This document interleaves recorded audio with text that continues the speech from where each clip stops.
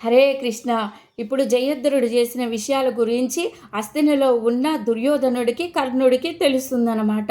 పాండవులు మొత్తం జయద్రథుడిని బాగా కొట్టి అవమానించిన విషయాలన్నీ తెలుస్తాయి. ఇప్పుడు కర్ణుడు ఒక ప్రతిజ్ఞ చేస్తాడు.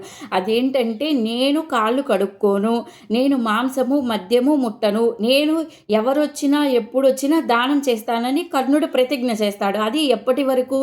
అర్జునుడిని నేను సంహరించేంత వరకు నేను ఇవన్నీ పాటిస్తానని చెప్తాడనమాట. వీళ్ళ కాళ్ళు కడుక్కోకపోతే ఏమవుతుంది? ఇప్పుడు కర్ణుడు కాళ్ళు ఎందుకు కడుక్కోడు? ఇప్పుడు మూత్ర విసర్జన చేసినా, బయటికి వెళ్ళొచ్చినా కాళ్ళు కడుక్కోడు. కడుక్కోకపోతే ఏమవుతుందో తెలుసా? కలిపురుషుడు ప్రవేశిస్తాడు కర్ణుల్లోకి.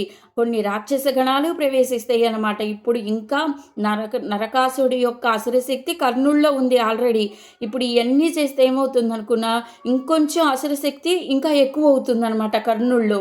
అందుకే ఎప్పుడైనా బయటికి వెళ్ళొచ్చినప్పుడు కాళ్ళు కడుక్కోవాలి. మూత్ర విసర్జన చేసినా కానీ కాళ్ళు కడుక్కొని లోపలికి ఇంట్లోకి రావాలి. మనం భోజనం తిన్న తర్వాత ఆ భూమి మీద ఉన్న మెతుకులు అవన్నీ పడితే అవి తీసి క్లీన్ చేసి శుద్ధి చేయాలి. చేస్తే చెయ్యకపోతే ఏమవుతుందంటే అక్కడ రాక్షస గణాలు వచ్చి కూర్చుంటాయి. కలిపురుషుడు కూడా వస్తాడు. మనకు ఆరోగ్యం మొత్తం పాడైపోతుంది. అందుకే శౌచం ఉండాలి. శౌచం లేకపోతే ఇలాంటివన్నీ జరుగుతాయి. ఇప్పుడు ఇవన్నీ కర్ణుల్లో వచ్చేస్తాయి అన్నమాట. ఆల్రెడీ ఇవన్నీ మొత్తం శపథాలన్నీ చేస్తాడనమాట. చేసిన తర్వాత ఏమవుతుందంటే, ఈ విషయం స్వర్గంలో ఉన్న ఇంద్రుడికి తెలుస్తుంది. ఇంద్రుడు ఇంకా కవచకుండలాల కోసం కర్ణుడి దగ్గరకు వస్తాడు. కవచకుండలాలు ఇస్తాడా ఇవ్వడా నెక్స్ట్ వీడియోలో చెప్తాను. అసలు ఏం జరుగుతుందో చెప్తాను. హరే కృష్ణ.